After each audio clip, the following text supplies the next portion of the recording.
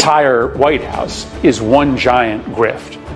Donald Trump and his friends are in power in order to use their access to government to make money. It stinks, and we should get to the bottom of it. You don't think you should get to the bottom of it, Kevin? Wow, it sounds like that guy. All right, folks, buckle up, because today we're diving right into some explosive drama from live television. You won't believe the fiery exchange that went down between Kevin O'Leary and Don Lemon over none other than Donald Trump's latest social media. Questions about the tariff announcements today, who benefited and who made money.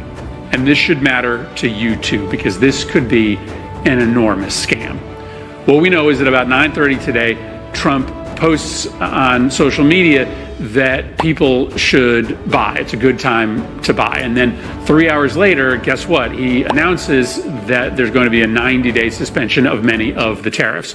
Predictably, the market, which had been crashing, shoots up, and anyone who made investments early today likely made a lot of money. And so the question is, who close to Trump knew? On a heated episode of Lemon's show, O'Leary didn't just stroll onto the set, he came in swinging, ready for battle, as the discussion zeroed in on allegations of insider trading tied to Donald Trump's recent social media posts. The controversy stemmed from a Truth Social blast just 10 days earlier, where Trump confidently declared it was the perfect time to buy, sparking a storm that set the stage for Chicago friends or his billionaire advisors were able to capitalize on that inside information. Why did Trump send out that post to his supporters earlier in the day? The bottom line is that the chaotic nature of this tariff policy, with Trump's position changing every single hour, gives ample opportunity for any individual who has early access to information about the White House's change in position to make boatloads of money, either by investing at the right time or pulling their money out of the market at the right time. This entire White House is one giant grift. Donald Trump and his friends are in power in order to use their access to government to make money. It stinks, and we should get to the bottom of it. You don't think you should get to the bottom of it, Kevin? Wow, it sounds like that guy has Trump to... Picture this. On a juicy episode of Don Lemon's show, Kevin O'Leary didn't stroll in. He stormed the set because everyone was buzzing about allegations that Donald Trump's Truth Social post from 10 days earlier, declaring it was a great time to buy suspiciously, with Schwab announcing a 90-day pause on tariffs and a consequent stock market surge. Lemon framed the sequence as a billionaire-friendly scheme engineered by Trump, while O'Leary scoffed, calling the idea speculation fueled by media bias and refusing to buy into the conspiracy, which quickly turned the segment into something much bigger than trading. It became a raw, combustible debate about media narratives and influence, the tension so palpable you could feel it. And if you love these political face-offs, don't forget to hit subscribe now. Let's break down what happened and what's really Right. I'm not a lawyer, but I'm just going to walk you through what he said happened. Trump posts globally, good time to buy. So everybody knows, hypothetically, because it's not hiding anything. And then the market goes up. Just as likely it goes down. I mean, every day the volatility's been absolutely extraordinary. But he already told the whole world to buy. And then, according to this guy, everybody buys. Where's the insider trading? I don't get it. You have no problem with a president telling people it's time to buy? I mean, you think that is appropriate for a president to say? What I heard was a president that was a cheerleader for America. That's what I heard. Now, look, I understand. Well, hang on, Kevin. Hold on. 50%. Hang on, Kevin. Hold on. Just 1 second. I'm going to let you get it out. Can we just put the tweet back up of what Donald Trump, let's put it up, what he said. No, the one where he said it's a good time to buy. He put up a tweet that said, it is a good time to buy. It's not like a cheerleader. He's telling people to go buy, Kevin. Come on, man. Yeah, he's telling people to go buy the American index. What the president's... The clash was as relentless as a dog with a bone, with Don Lemon hammering home the idea that Trump's perfectly timed Truth Social post, just as tariffs were paused and the market soared, was no coincidence, painting it as a dystopian scheme of insider trading benefiting Trump's billionaire allies. But Kevin O'Leary wasn't buying it, countering with logic and pragmatism, arguing that Trump's post wasn't whispered in backrooms, but broadcast publicly for all to see.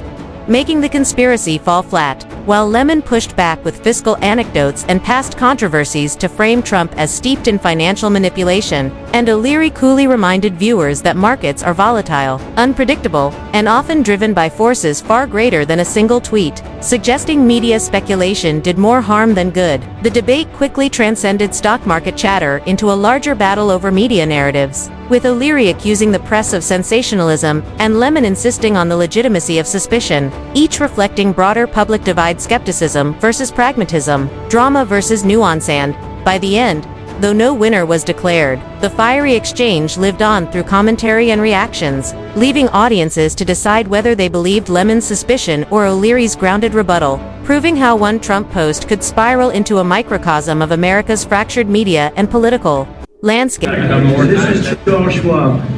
It's not just a company, it's actually an individual. And he made $2.5 billion today, and he made $900 million. Because, he's a financial. I've always been following. Not a bit cringe, but considering a lot of folks are watching us. If you're in the chat and you're watching us, did you make $900 million? I'm helping you with your Trump derangement syndrome. Let me interpret. I don't have Trump derangement syndrome. Trust me, I'm not. And again, listen, I'm not a Democrat, so don't even try it. I don't have Trump derangement, but I am a realist. I have eyes and ears. He's celebrating entrepreneurship. These are individuals that obviously had positions in the indexes in the markets, as I do. I've been watching my net worth vary by 20%, some days 5% in an hour, up and down. And I understand why that's happening. I've also learned in my life, you can't time the market. If you missed that upside yesterday, you basically left, 4.5% on the table. You're not going to get back maybe. So it's really a crazy time. And I agree with that. But trying to tie insider trading to market volatility, Don, I love you, honey, sweetie, poopsie, but it ain't gonna happen. None of this stuff has any teeth, any traction, and right. I don't even think it'll get investigated because it's so obvious what happens here. Kevin, sweetie, dearie, I'm just asking the questions. I mean, look, when you get major news, I'm answering you. No, it doesn't bother me, and I don't think there's anything important here. That's what I think. All right, pumpkin. All right, so let's. Lemon and O'Leary may have clashed from different angles, but together they sparked a debate that went beyond insider trading accusations, challenging viewers to think about the weight of headlines and the narratives that shape political discourse. What unfolded was less about one post on Truth Social and more about the broader tug-of-war over media influence, perception, and power. In the end, their fiery exchange left the audience with a pressing question: was Lemon highlighting a valid concern, or simply adding fuel to the ongoing attacks on Trump? Drop your thoughts in the comments and let's keep the discussion going. He knows there's a lot of volatility. He's telling them, look, the market's corrected 20% and it's a good time to buy. Look, Don, the one thing I know is 50% of the population has Trump derangement syndrome, and that's not going to change. And every day they parse everything and it's the same thing. Let's throw this guy back in jail.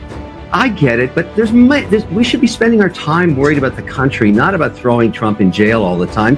They already tried that last year, or last 4 years, didn't work. The guy's the president of the United States. Get over it. And then in 3.5 years, he won't be. But my goodness, what a waste of energy. I mean, that guy had... I don't think anybody's saying throw him in jail, Kevin. I just think they're saying maybe it could be the people around him, but you're asking me what I think. I think it's just, it's just total speculation. And there's so much noise out there. This is just more noise and kind of irrelevant as far as I'm concerned. You think it's irrelevant if the president if there was some manipulation of the stock market? It's not like we haven't seen that before. I don't think he's manipulating the stock market. I think he's driving policy, particularly on China, with extraordinary tariffs, and it's causing a lot of angst around the world, not just domestically. And he's saying to everybody, look, hang in there. I'm trying to get something done that no one's been able to do, and there's going to be volatility, and you should be optimistic on America. That's my read of it. And, so no, I am not. I don't think that there's this speculation on insider trading has much traction to it. But listen, insider trading is a federal offense, and if you do it, you suffer the consequences, but I don't see it here. This is Trump in the Oval Office yesterday, even though you said it doesn't, you don't have an issue with it, bragging about how rich he made his friends, and the people on Wall Street. In the meantime, the people on Main Street are like, what the fuck, man? We've lost a ton of money.